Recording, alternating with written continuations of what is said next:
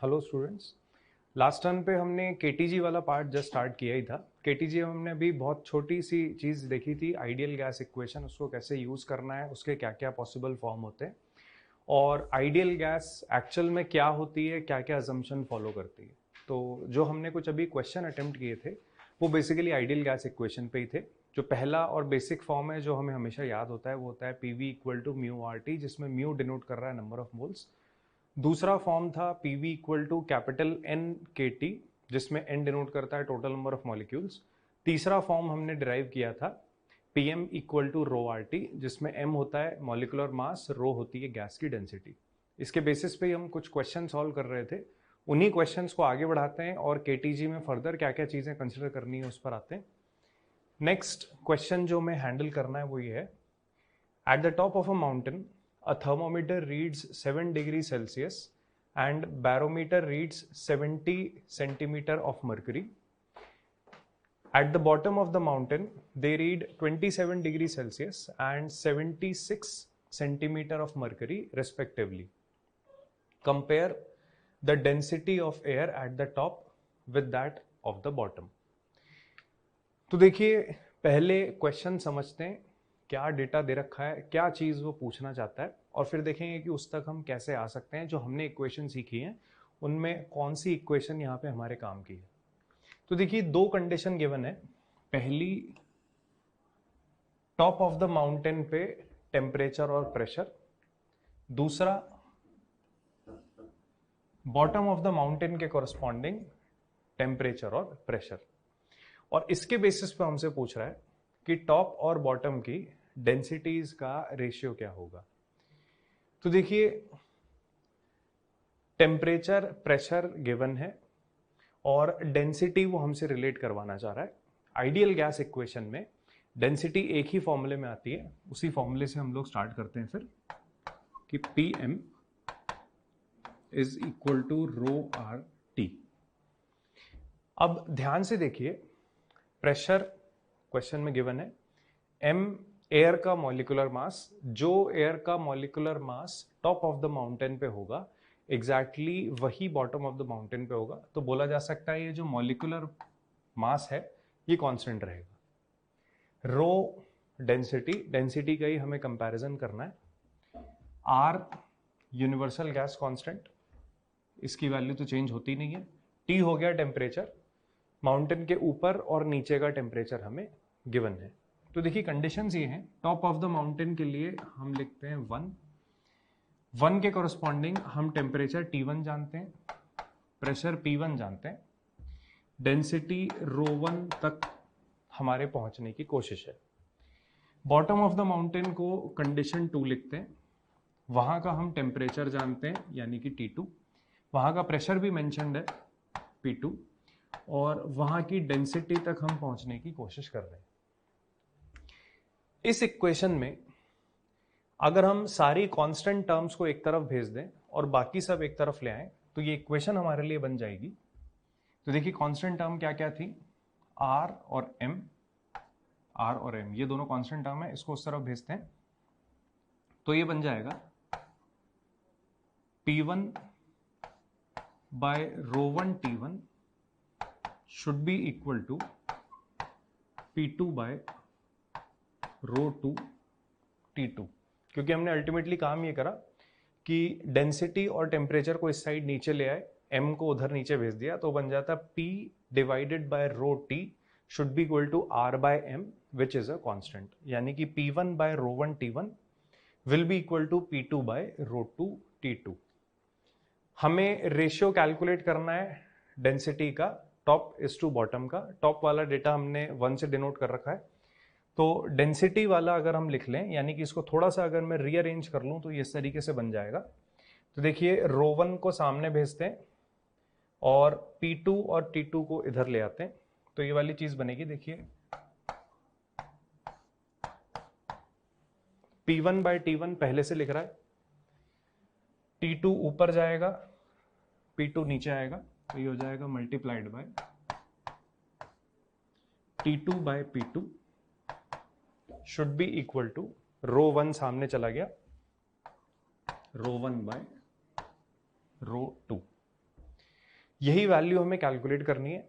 अब इस तरफ देखें तो जो लेफ्ट हैंड साइड पर हमारे पास टर्म बनकर आया है उसमें हमें सारी चीजें पता है।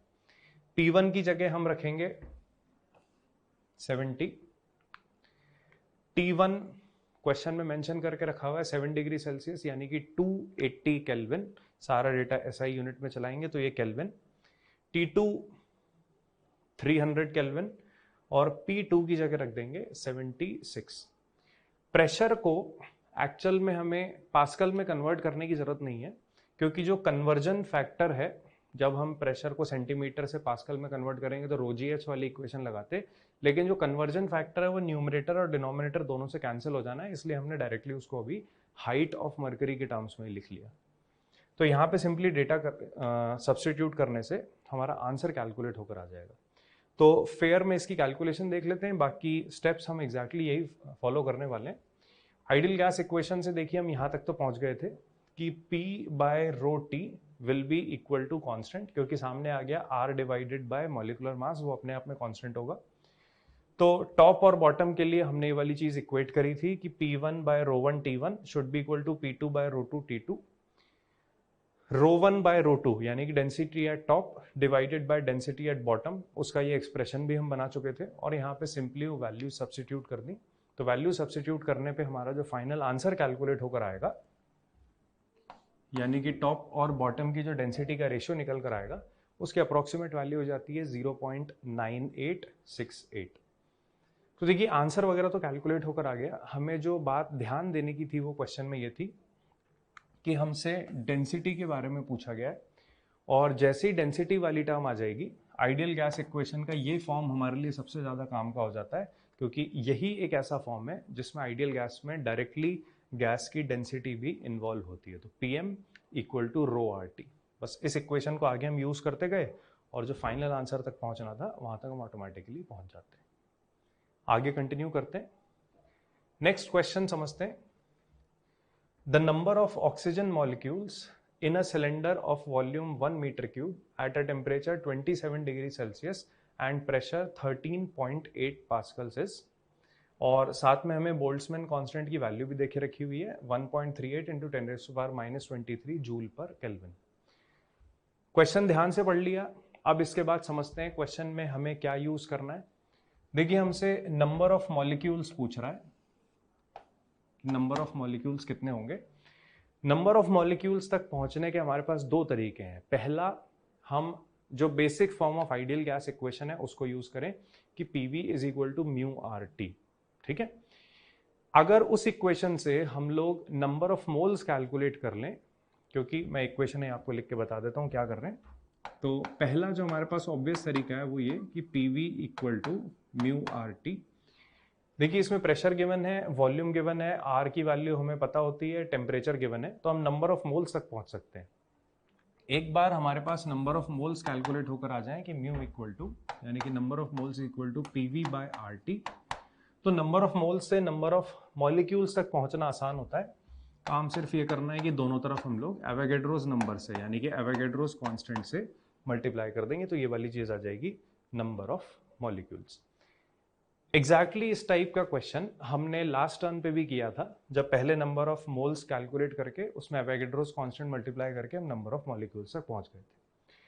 अब ये तरीका क्योंकि हम पहले ही यूज कर चुके हैं, तो एक डिफरेंट अप्रोच सीखते हैं, यानी कि इसको दूसरे तरीके से करने की कोशिश करते हैं, ताकि हमें सब तरीकों का आइडिया हो कि कैसे किस कंडीशन में उसको अप्लाई करना है।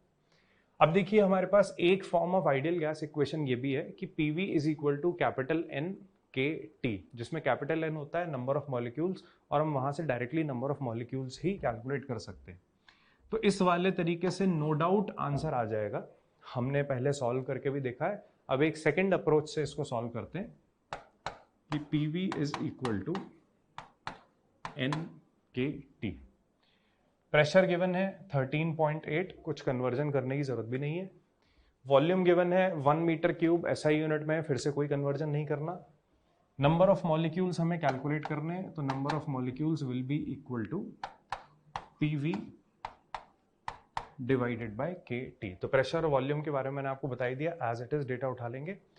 K होता है बोल्ट्जमैन कांस्टेंट, बोल्ट्जमैन कांस्टेंट की वैल्यू डायरेक्टली क्वेश्चन में गिवन है तो हमें कुछ कैलकुलेट नहीं करना, सीधे उसकी वैल्यू सब्स्टिट्यूट कर देंगे।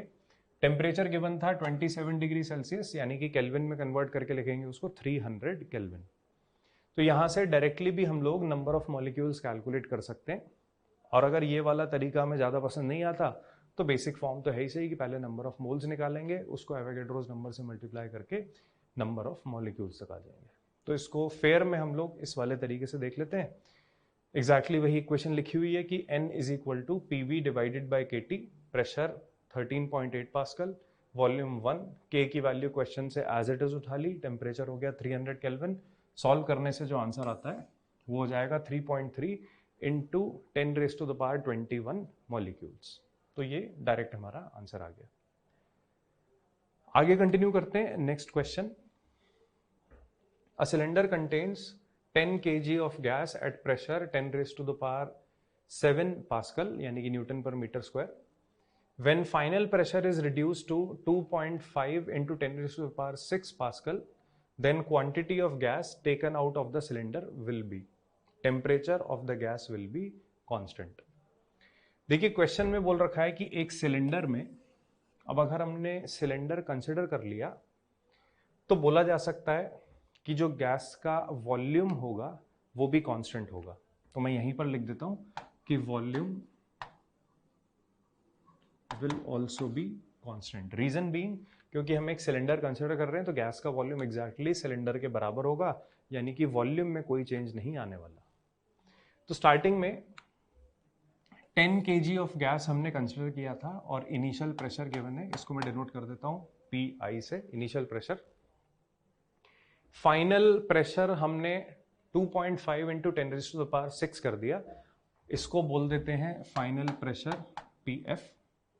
अब ध्यान से देखिए, इनिशियल प्रेशर और फाइनल प्रेशर में मुझे एक रिलेशन दिख रहा है कि जो फाइनल प्रेशर है वो इनिशियल का 1/4 है, यानी कि हमने सिर्फ 1/4 प्रेशर बाद में रिटेन किया है, 3/4 प्रेशर हमसे लूज हो गया। तो हमसे लास्ट में पूछा हुआ है कि कितनी क्वांटिटी ऑफ गैस सिलेंडर से एस्केप हो गई होगी, यानी कि कितनी क्वांटिटी ऑफ गैस सिलेंडर से बाहर निकल गई होगी। तो आइडियल गैस इक्वेशन से ही चालू करते हैं। टेम्परेचर कांस्टेंट, वॉल्यूम भी कांस्टेंट। मैं आइडियल गैस इक्वेशन लिख रहा हूं, दो तरीके से इसको सॉल्व कर सकते हैं, दोनों ही कंसिडर कर लेते हैं।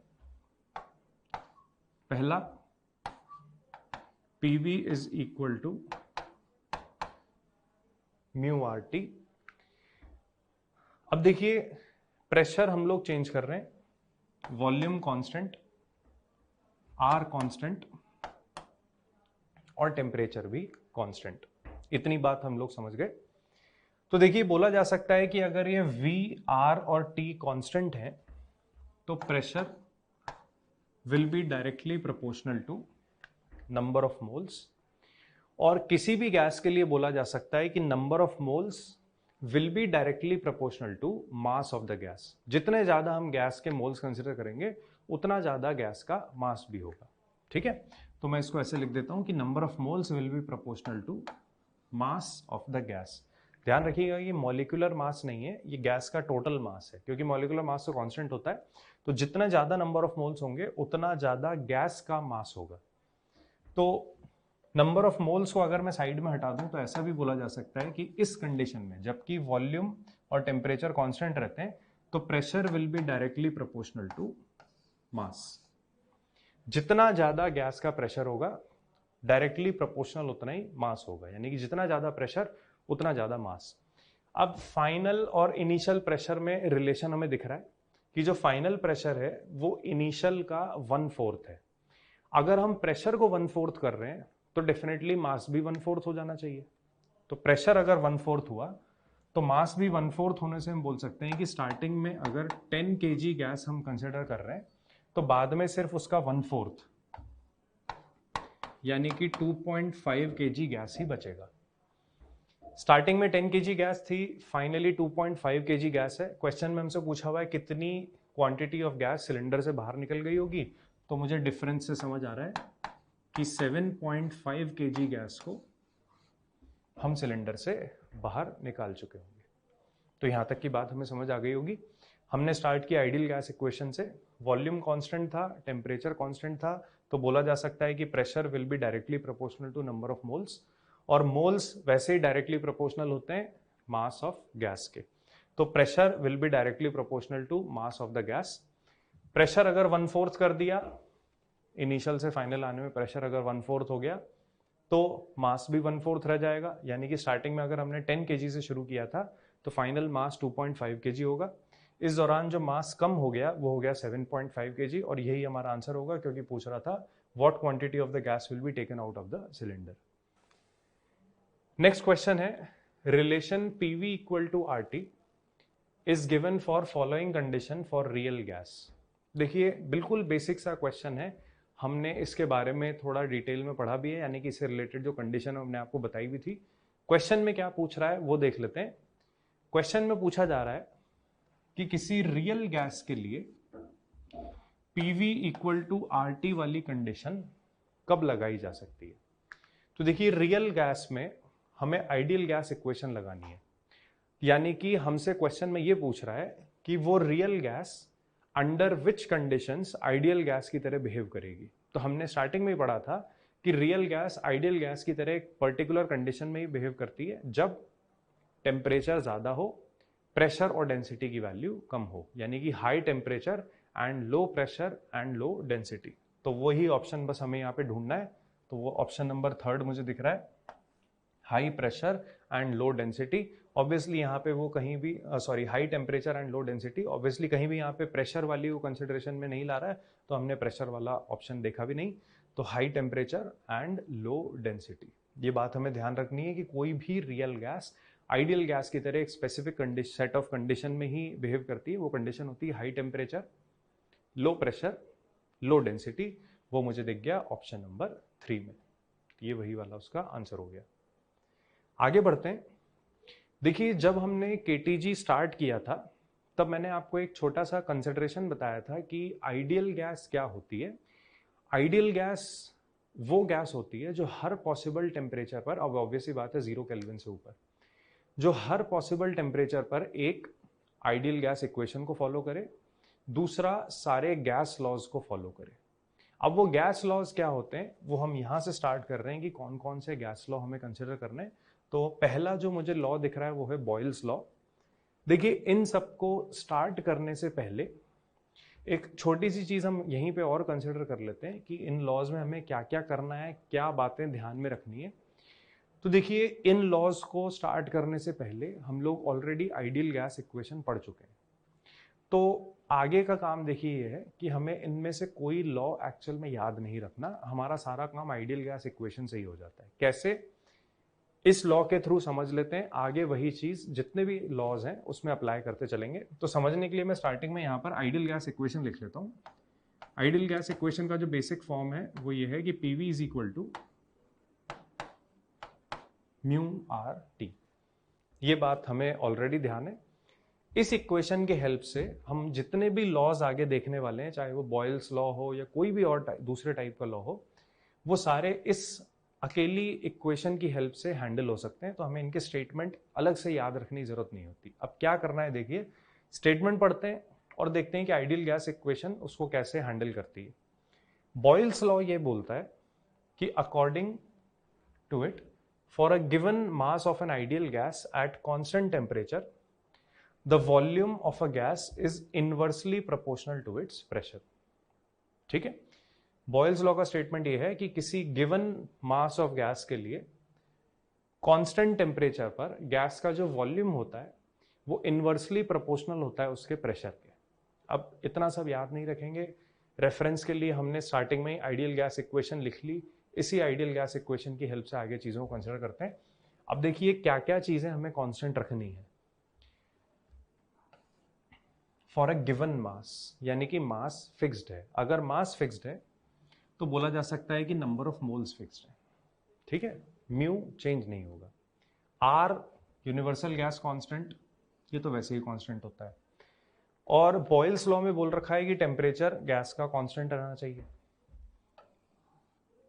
ये भी कांस्टेंट।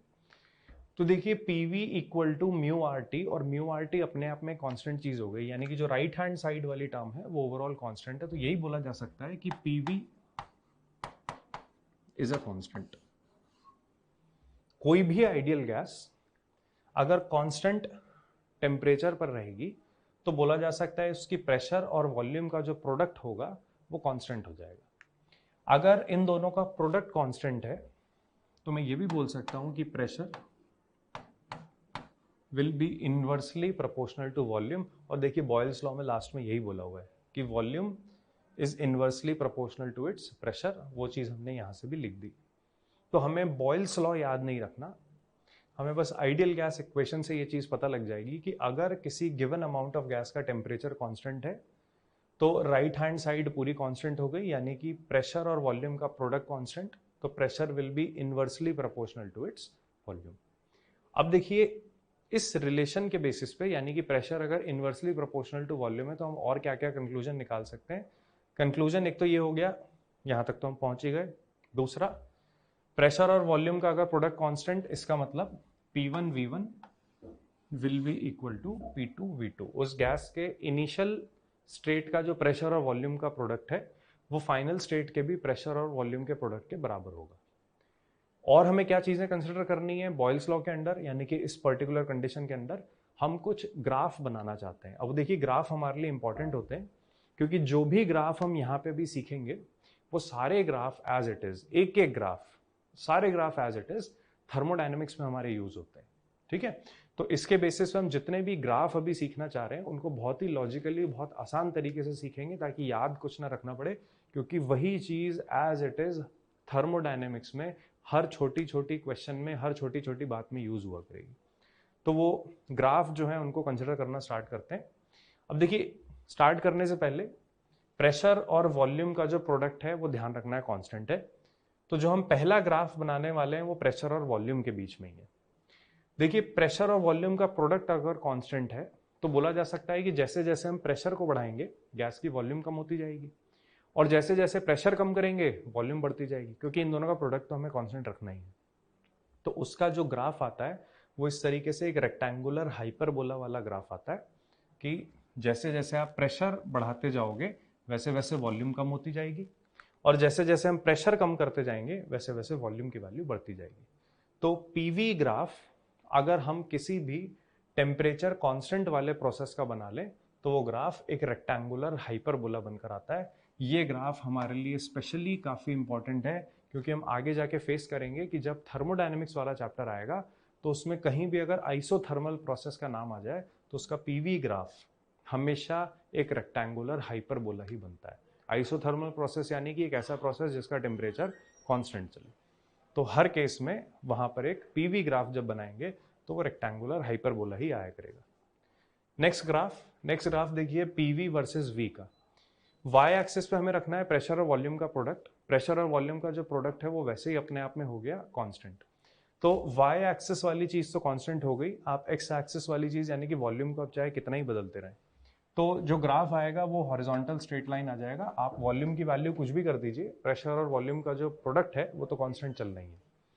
ऐसा ही एक और ग्राफ हम बना सकते हैं पीवी वर्सेस पी के बीच, तो ये भी एग्जैक्टली सेम चीज को फॉलो करेगा, प्रेशर इंटू वॉल्यूम का प्रोडक्ट कांस्टेंट, तो आप कुछ भी प्रेशर कर दीजिए पी इंटू वी की वैल्यू नहीं बदलने वाली। नेक्स्ट ग्राफ बनाना है प्रेशर वर्सेस 1/, वॉल्यूम का। ये ग्राफ कैसे बना देखिए, उसके लिए हम यहां से स्टार्ट करते हैं कि प्रेशर इंटू वॉल्यूम वाली जो चीज थी वो तो कांस्टेंट आई गई थी। वॉल्यूम को हम लोग नीचे ले जाएं तो ये बनकर आता है कि pressure should be equal to some constant multiplied by some constant multiplied by 1/, volume. तो देखिए प्रेशर हो गई वाई एक्सिस वाली क्वांटिटी, सी हो गया कांस्टेंट, 1/v हो गई एक्स एक्सिस वाली क्वांटिटी। तो y is equal to C X, यानी कि एक स्ट्रेट लाइन की इक्वेशन हो गई जो कि पासिंग थ्रू ओरिजिन होगी क्योंकि इसका y इंटरसेप्ट है 0। तो straight line passing through origin. तो ये कुछ स्टैंडर्ड ग्राफ होते हैं जिसमें सबसे इंपॉर्टेंट होता है ये पहला वाला ग्राफ। ये पहला वाला ग्राफ हमें ध्यान में रहना चाहिए। तरीका बिल्कुल सिंपल है, दो चीजों का प्रोडक्ट अगर कांस्टेंट है तो उनके बीच अगर ग्राफ बनाएंगे तो वो रेक्टेंगुलर हाइपरबोला बन के आता है। यानी कि कभी भी कोई आइसोथर्मल प्रोसेस, यानी कि ऐसा प्रोसेस आ जाए जिसमें टेम्परेचर कांस्टेंट है तो पीवी ग्राफ हमेशा एक हाइपरबोला ही बनेगा। नेक्स्ट लॉ कंसिडर करते हैं। अब देखिए नेक्स्ट लॉ है चार्ल्स लॉ। चार्ल्स लॉ का स्टेटमेंट पढ़ लेते हैं और आइडियल गैस इक्वेशन से क्या रिजल्ट आएगा उसको बीच में इंटरप्रेट कर लेंगे। जो हमारी आइडियल गैस इक्वेशन है वो ये है कि PV is equal to mu R T. सारे gas laws ideal gas equation से ही इंटरप्रेट किए जा सकते हैं। तो स्टेटमेंट पढ़ना स्टार्ट करते हैं। जहां पे हमें स्टेटमेंट क्लियर होगा वहीं पे बीच में रोक के देख लेंगे कि आगे क्या रिजल्ट आने वाला है। तो चार्ल्स लॉ बोलता है कि for a given mass of an ideal gas, अब जैसे ही गिवन मास वैसे ही हमें समझ आ गया म्यू की वैल्यू कांस्टेंट, आर तो अपने आप में वैसे ही कांस्टेंट होता है। तो for a given mass of an ideal gas at constant pressure, अब यहीं रुक जाते हैं, प्रेशर भी कांस्टेंट बोल दिया तो ये सारी चीजें तो कांस्टेंट हो गई। अगर ये सब कुछ कांस्टेंट है तो बोला जा सकता है कि V will be directly proportional to T, क्योंकि बाकी सब तो कांस्टेंट है। यहीं चार्ल्स लॉ खत्म हो गया। तो देखिए चार्ल्स लॉ का आगे स्टेटमेंट क्या रहा होगा। यहां तक तो हम पढ़ चुके हैं कि for a given mass of an ideal gas at constant pressure, आगे स्टेटमेंट क्या रहा होगा खुद से प्रेडिक्ट कर देते हैं। Volume of the gas should be directly proportional to its absolute temperature. Absolute temperature मतलब टेम्परेचर मेजर्ड इन केल्विन। तो देखिए volume of a gas is directly proportional to its absolute temperature. तो वो हम पहले ही प्रूव कर चुके थे क्योंकि हमें आइडियल गैस इक्वेशन की अच्छे से नॉलेज है। तो बस ये हो जाता है Charles law.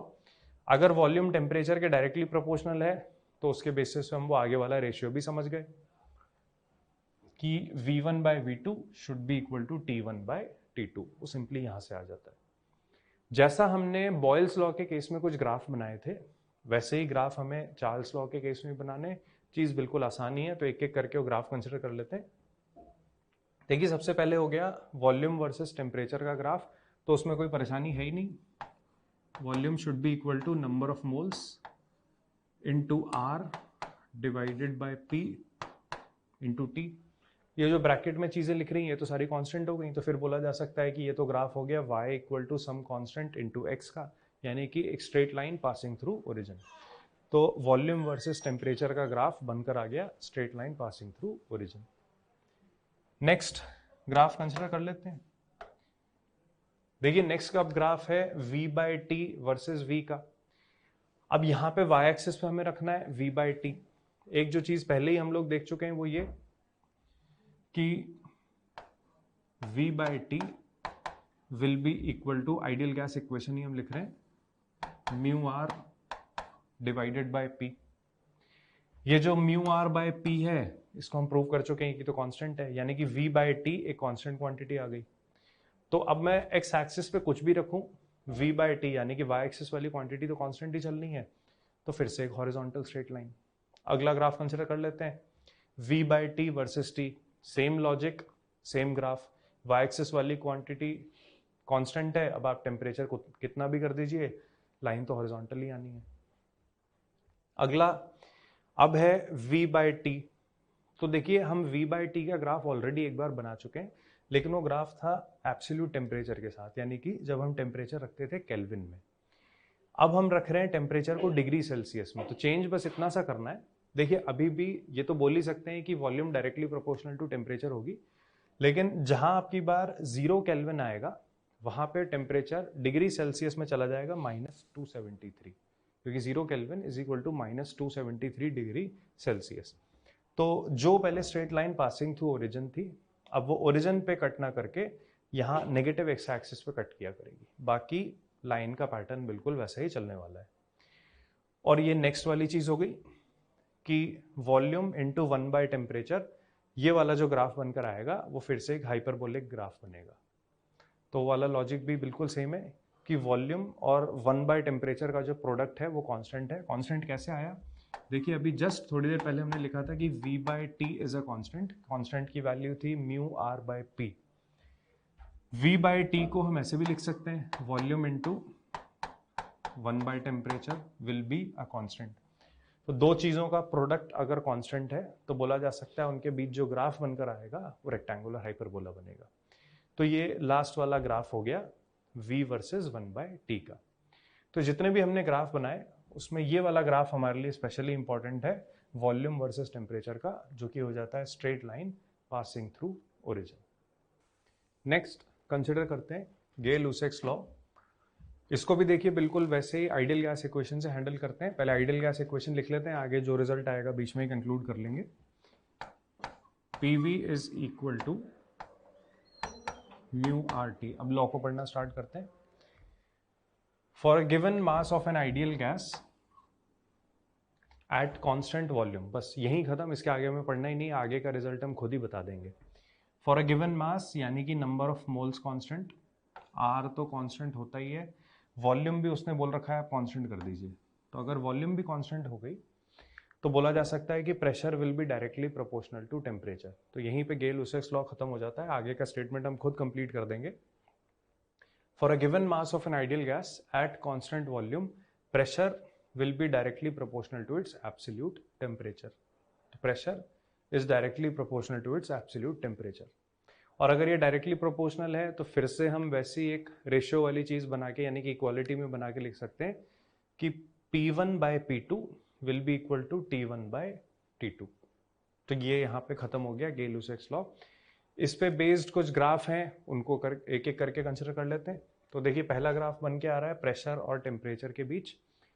Pressure directly proportional to temperature था, तो फिर बोला जा सकता है जो ग्राफ बनकर आएगा वो straight line passing through origin आएगा, लेकिन जो टेम्परेचर है वो केल्विन में होगा। अगर हम टेम्परेचर को डिग्री सेल्सियस में ले लें तो जैसा हमने वॉल्यूम और टेम्परेचर के बीच ग्राफ बनाया था बिल्कुल वैसा ही प्रेशर और टेम्परेचर के बीच बना देंगे, तो वो ग्राफ अभी आगे आ भी जाएगा। नेक्स्ट कंसिडर कर लेते हैं P by T versus P। अब देखिए प्रेशर बाय टेम्परेचर वो इक्वल हो जाएगा mu R divided by V के, और ये जो म्यू R बाय V है ये ओवरऑल एक कांस्टेंट टर्म हो गई। तो बोला जा सकता है कि P बाय T भी कांस्टेंट ही होगा।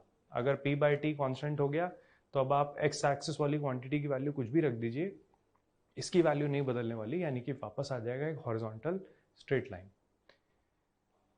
वैसा ही एक ग्राफ बनकर आ जाएगा P वर्सेस 1 बाय T का।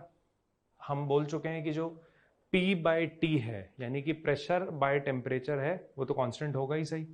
तो प्रेशर बाय टेम्परेचर को ऐसे लिख लेते हैं कि pressure into 1 by temperature will be equal to a constant. ऐसा ग्राफ हमने V बाय 1 बाय T का भी बनाया था, तो वैसा ही बन गया प्रेशर बाय 1 बाय T का। तो ये बनकर आ जाएगा एक रेक्टेंगुलर हाइपरबोला।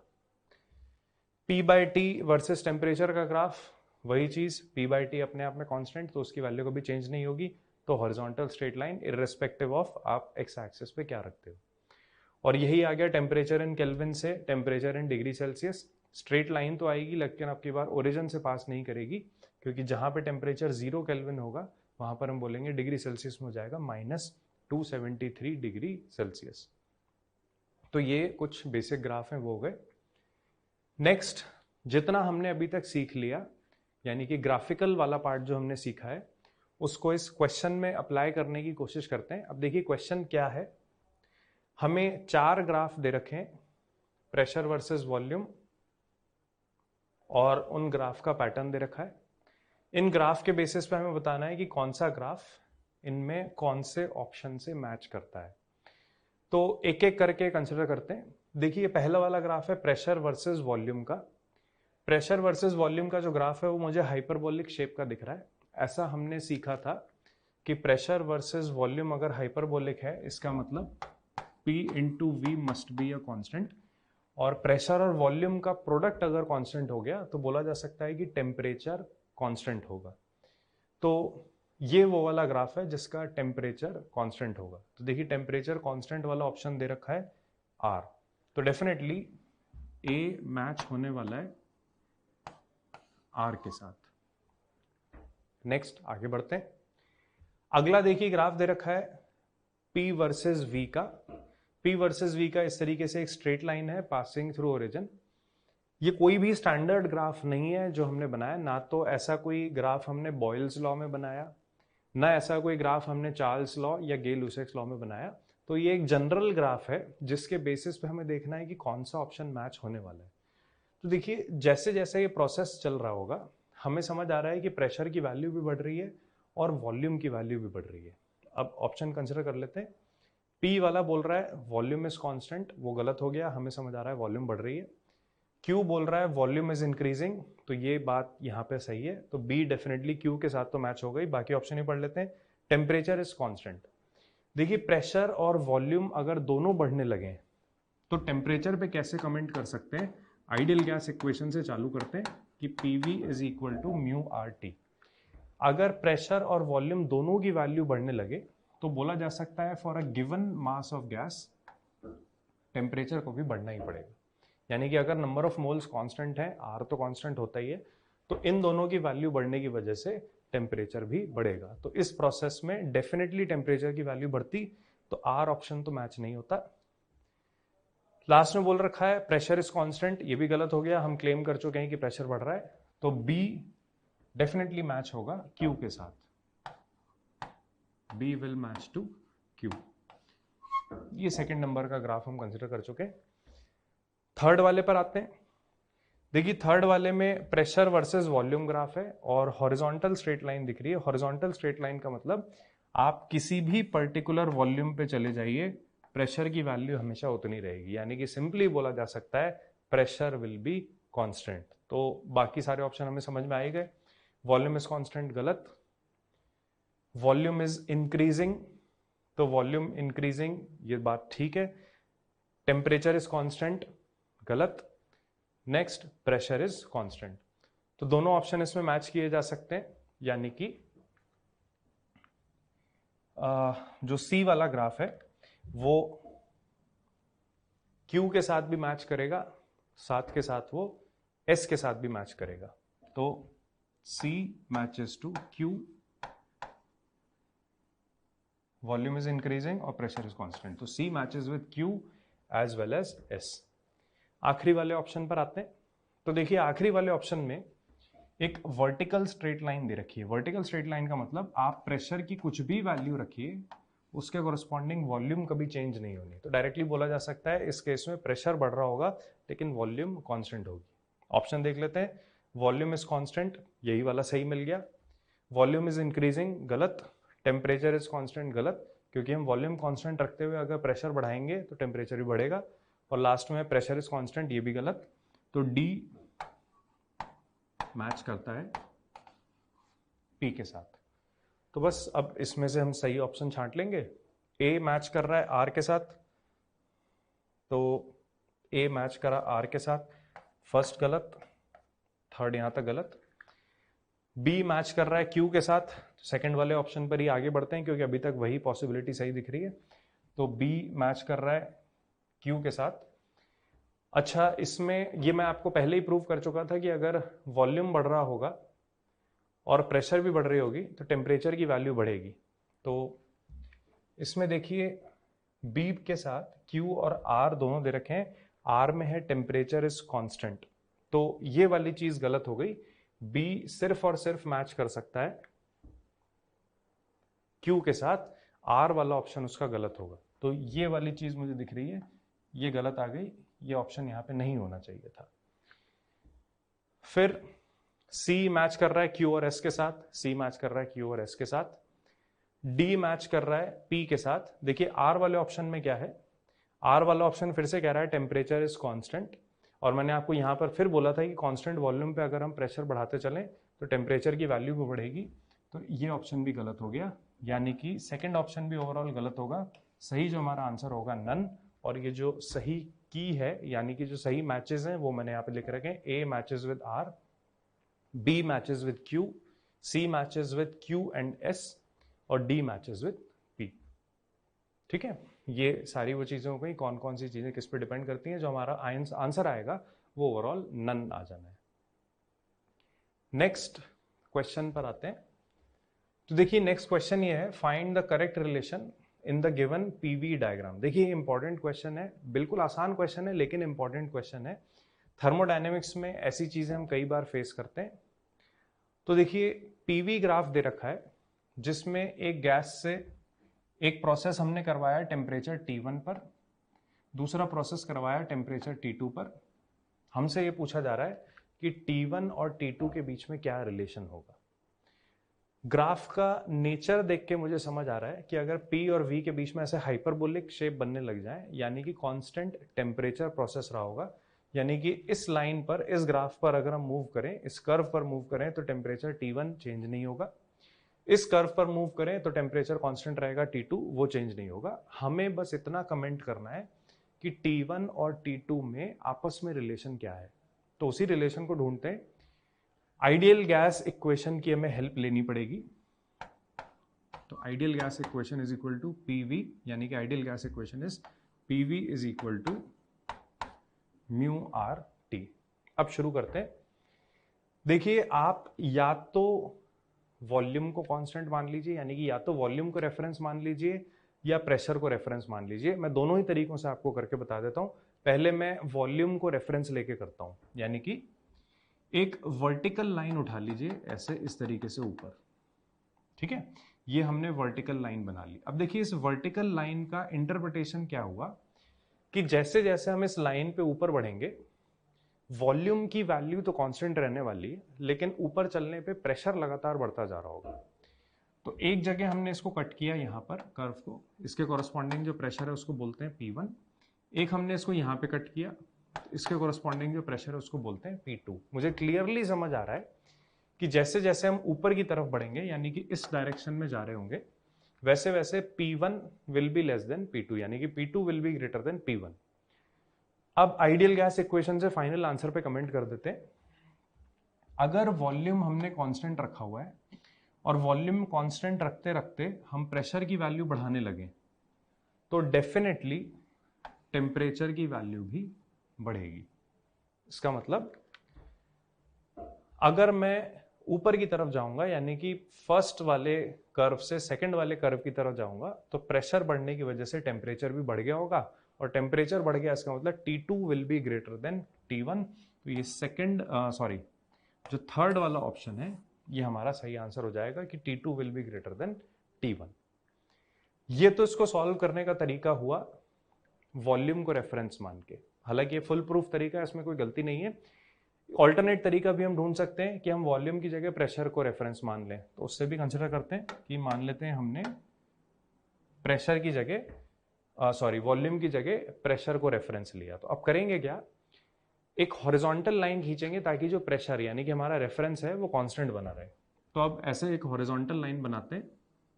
ये हॉरिजॉन्टल लाइन भी ग्राफ को दो जगह पे कट करेगी, यानी कि इन दो कर्व्स को दो डिफरेंट पॉइंट पे कट करेगी।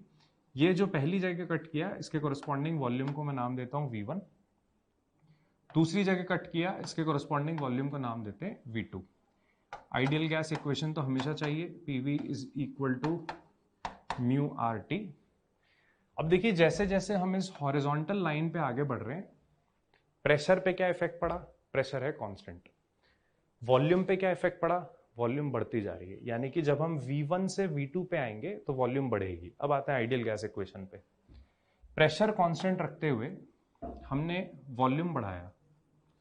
प्रेशर कांस्टेंट रखते हुए अगर आप वॉल्यूम बढ़ाओगे तो फिर मुझे समझ आ गया कि टेम्परेचर की वैल्यू बढ़नी चाहिए, यानी कि जैसे जैसे हम V1 से V2 की तरफ जाएंगे, जो टेम्परेचर है वो बढ़ जाएगा, यानी कि T2 ज्यादा होगा कंपेयर टू T1। तो ऑप्शन नंबर 3 हम पहले ही बता चुके थे, T2 should be greater then T1। तो अब आप चाहे वर्टिकल लाइन खींचिए चाहे हॉरिजॉन्टल लाइन खींचिए, चॉइस टोटली आपकी है। यानी कि चाहे तो आप वॉल्यूम को रेफरेंस मान लो या प्रेशर को रेफरेंस मान लो, आंसर पे कोई फर्क नहीं पड़ता, T2 की वैल्यू T1 से ज्यादा ही होगी। तो ये हो गया इस क्वेश्चन को सॉल्व करने का तरीका। देखिए, बिल्कुल वही, या तो आप वॉल्यूम को रेफरेंस मान लीजिए, इस क्वेश्चन में हमने वॉल्यूम को ही रेफरेंस माना हुआ है। तो कांस्टेंट वॉल्यूम के कॉरस्पॉन्डिंग बोलते हैं कि pressure directly proportional to temperature होता है, तो जितना ज्यादा प्रेशर उतना ज्यादा टेम्परेचर। हॉरिजॉन्टल लाइन खींचते तो बोलते हैं कि कांस्टेंट प्रेशर के corresponding volume directly proportional to temperature होता है, तो जितना ज्यादा वॉल्यूम उतना ज्यादा टेम्परेचर। आंसर अल्टीमेटली यही आना है कि T2 is greater than T1। Next question consider करते हैं। ये भी एक इंपॉर्टेंट क्वेश्चन है, इसको ध्यान से समझेंगे। पहले क्वेश्चन पढ़ते हैं। In the given volume temperature graph, what is the relation between pressure P1 and P2। तो देखिए, पहले ग्राफ वॉल्यूम और टेम्परेचर का देके हमें रखा हुआ है। एक बार गैस का प्रेशर है P1, दूसरी बार गैस का प्रेशर है P2। ग्राफ देख के ही हम लोग बोल सकते हैं कि अगर वॉल्यूम और टेम्परेचर का graph straight line passing through origin है, तो इस ग्राफ के लिए जो प्रेशर की वैल्यू है वो कांस्टेंट रही होगी। यानी कि पहले मैं आपको इक्वेशन से बता देता हूं कि इससे रिलेटेड हमने कौन सी इक्वेशन सीखी थी। एक हमने रिजल्ट ये लिखा था कि v बाई टी, या फिर मैं इसको डायरेक्टली ऐसे ही लिखता हूं कि v is equal to mu R by P into T. अगर ब्रैकेट वाली चीजें कांस्टेंट हो जाएं तो बोला जा सकता है कि volume directly proportional to temperature हुआ, और अगर volume directly proportional to temperature है तो ये कन्वर्ट हो जाएगा y equal to some constant into x में, और ये वाली चीज होती है straight line passing through origin. और ब्रैकेट वाली चीज कांस्टेंट तभी रह सकती है जब प्रेशर कांस्टेंट हो। यानी कि जब ये वाला ग्राफ फॉलो होगा तो बोला जा सकता है कि प्रेशर कांस्टेंट चलता रहेगा P1, और जब गैस इस ग्राफ को फॉलो करेगी तो फिर से प्रेशर कांस्टेंट चलता रहेगा P2। हमें सिर्फ इतना बताना है कि P1 ज्यादा है कि P2 ज्यादा है। अब देखिए,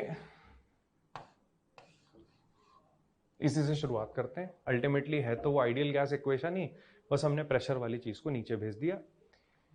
वॉल्यूम को भी उठा के यहां पे ले आते हैं। अगर वॉल्यूम को भी उठाकर यहां पर ले आए तो ये बन जाएगा v by T is equal to mu R divided by P.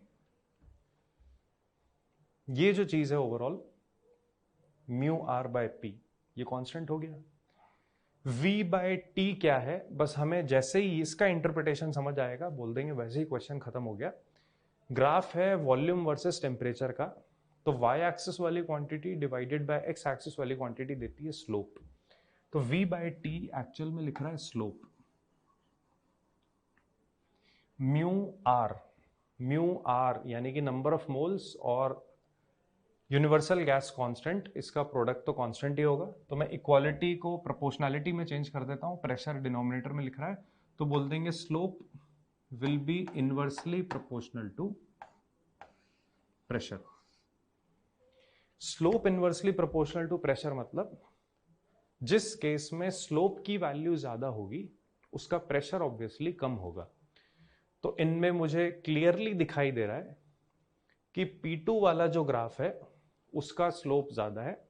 अगर उसका स्लोप ज्यादा तो 100% उसका प्रेशर कम, क्योंकि हम प्रूव कर चुके हैं कि slope will be inversely proportional to pressure. तो जिसका स्लोप ज्यादा यानी कि P2 का स्लोप ज्यादा तो उसका प्रेशर कम, तो बोला जा सकता है कि P1 का स्लोप कम तो प्रेशर ज्यादा, तो P1 will be greater then P2। Option number 4 बन जाता हमारा आंसर। तो ये बिल्कुल सिंपल सा लॉजिक, आगे इसी को कंटिन्यू करते हैं। ये आइडियल गैस इक्वेशन से ही हमने स्टार्ट किया था। ये इक्वेशन भी हमने लिखी थी, टेम्परेचर को नीचे ले आए थे और टेम्परेचर को नीचे लाने पे बोल दिया कि वो बन जाएगा v बाई टी यानी कि स्लोप, और slope is equal to mu R by P. Mu R क्योंकि अपने आप में कांस्टेंट है तो slope will be inversely proportional to pressure. जितना ज्यादा स्लोप उतना कम प्रेशर, तो जितना ज्यादा स्लोप उतना ही कम प्रेशर, तो P1 ग्रेटर देन P2। ये हमारा आंसर हो गया था। इसको हम पिछले केस में सॉल्व कर चुके हैं। अगला क्वेश्चन देखते हैं। देखिए उसी से सिमिलर क्वेश्चन है, कोशिश करेंगे कि ये हमें ऑटोमेटिकली समझ में आ जाए, हमें इसका सॉल्यूशन दिखने लगे। फिर भी एक बार क्वेश्चन पढ़ लेते हैं। In the given pressure temperature diagram what is the relation between volume V1 and V2। ठीक है, तो प्रेशर टेम्परेचर डायग्राम हमें दे रखा है, रिलेशन हमसे पूछ रहा है कि V1 और V2 में क्या होगा। डायग्राम को देखते हैं। Pressure versus temperature graph passing through origin. Equation में लिख देता हूं, pressure is equal to, bracket में मैंने लिखा mu R by V into T. अब देखिए अगर वॉल्यूम कांस्टेंट हो जाए, हालांकि ये ग्राफ हम पहले हैंडल कर भी चुके हैं, अगर वॉल्यूम कांस्टेंट हो जाए तो ब्रैकेट वाली पूरी चीज कांस्टेंट, तो pressure directly proportional to temperature. अगर pressure directly proportional to temperature तो इनके बीच की जो लाइन आती है वो आती straight line passing through origin.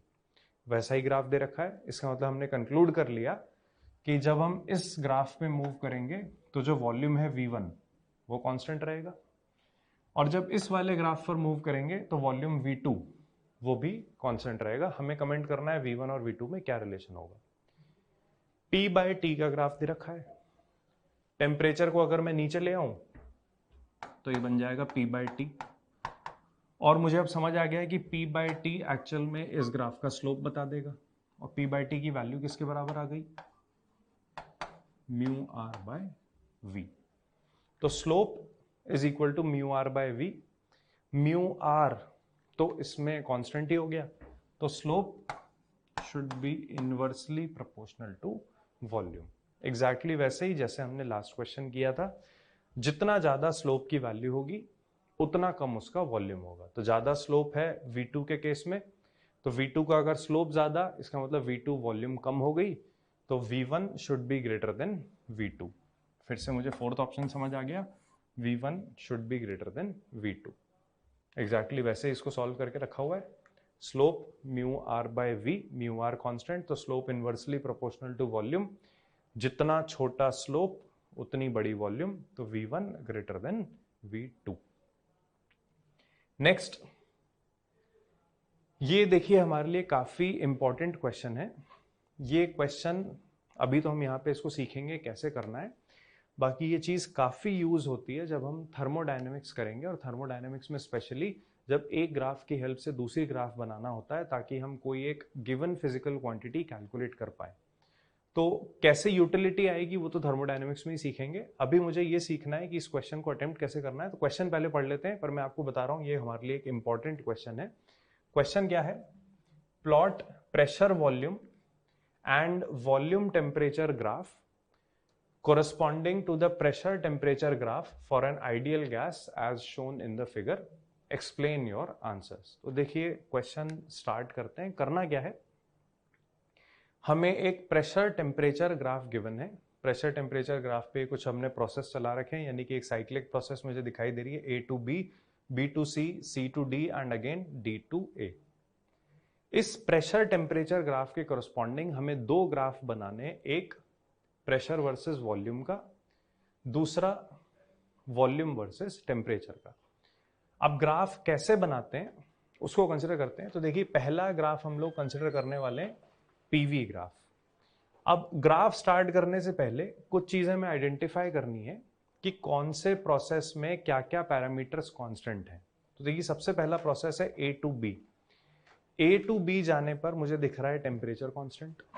Next B to C में pressure constant, C to D में वापस टेम्परेचर कांस्टेंट, और D टू A में दोबारा प्रेशर कांस्टेंट।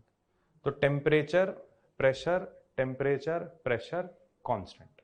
ठीक है, ये चार प्रोसेस में हमने इंटरप्रेट कर लिया कि कौन से प्रोसेस में क्या क्या चीज कांस्टेंट है। अब सिंपली ग्राफ बनाना चालू करते हैं।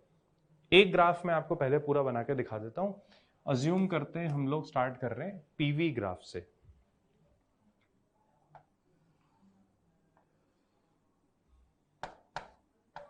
प्रॉपर स्केल से नहीं बना रहे, सिर्फ ऐसे देख रहे हैं कि किस तरीके से इंटर कन्वर्जन होता है। तो हमने स्टार्ट कर दिया पीवी ग्राफ बनाना। अब पहला प्रोसेस लेते हैं A to B। A to B में हम ये कंक्लूड कर चुके हैं कि टेम्परेचर चल रहा है कांस्टेंट, और इस दौरान प्रेशर की वैल्यू बढ़ती जा रही है। तो देखिए अगर पीवी ग्राफ मुझे बनाना है जिसमें टेम्परेचर कांस्टेंट हो, तो हम जानते हैं कि ग्राफ बनकर आएगा रेक्टेंगुलर हाइपरबोला। तो शुरुआत वहीं से करते हैं, रेक्टेंगुलर हाइपरबोला बना देते हैं ताकि हमारा जो एक प्रोसेस है वो कंप्लीट हो जाए। तो ये बन गया वो रेक्टेंगुलर हाइपरबोला। ठीक, इसको थोड़ा सा और एक्सटेंड कर लेते हैं। अब देखिए प्रोसेस की हमने शुरुआत करी A, खत्म करना है B। ये रेक्टेंगुलर हाइपरबोला बन गया। इसमें थोड़ी सी हमें और चीज कंसिडर करनी है, वो ये कि देखिए A से B पे आने पे प्रेशर कंटिन्यूसली बढ़ रहा है। तो प्रेशर कंटिन्यूसली अगर बढ़ रहा है तो एरो हमें लगाना पड़ेगा इस सेंस में, क्योंकि इस तरीके से ट्रैवल करेंगे तो प्रेशर की वैल्यू बढ़ती जाएगी। तो ये हो गया डेफिनेटली पॉइंट A, ये बन जाता पॉइंट B। तो ये प्रोसेस A टू B हमने कंप्लीट कर दिया। नेक्स्ट प्रोसेस पे चलते हैं B to C। B to C में देखिए क्या है, प्रेशर की वैल्यू कांस्टेंट है लेकिन टेम्परेचर लगातार बढ़ता जा रहा है। आइडियल गैस इक्वेशन अगर मैं यहीं पे लिख लूं तो PV is equal to mu R T. तो देखिए B से C में क्या हुआ, प्रेशर की वैल्यू कांस्टेंट लेकिन टेम्परेचर बढ़ रहा है। अगर प्रेशर कांस्टेंट है और टेम्परेचर बढ़ रहा है, इसका मतलब डेफिनेटली वॉल्यूम इंक्रीज कर रही होगी। तो बी से सी में प्रेशर कांस्टेंट रखना है और वॉल्यूम बढ़ानी है। अब इस ग्राफ पर आते हैं, प्रेशर कांस्टेंट रखते हुए वॉल्यूम बढ़ानी है, तो स्ट्रेट लाइन इसको आगे की तरफ ले जाते हैं, क्योंकि तभी वॉल्यूम बढ़ सकती है। बी से चालू किया था, सी पर जाके खत्म करते हैं, ठीक। Next C to D. C to D में देखिए फिर से क्या है, टेम्परेचर कांस्टेंट है और इस टेम्परेचर कांस्टेंट के दौरान प्रेशर को हम कम कर रहे हैं। बनाना हमें रेक्टेंगुलर हाइपरबोला ही है।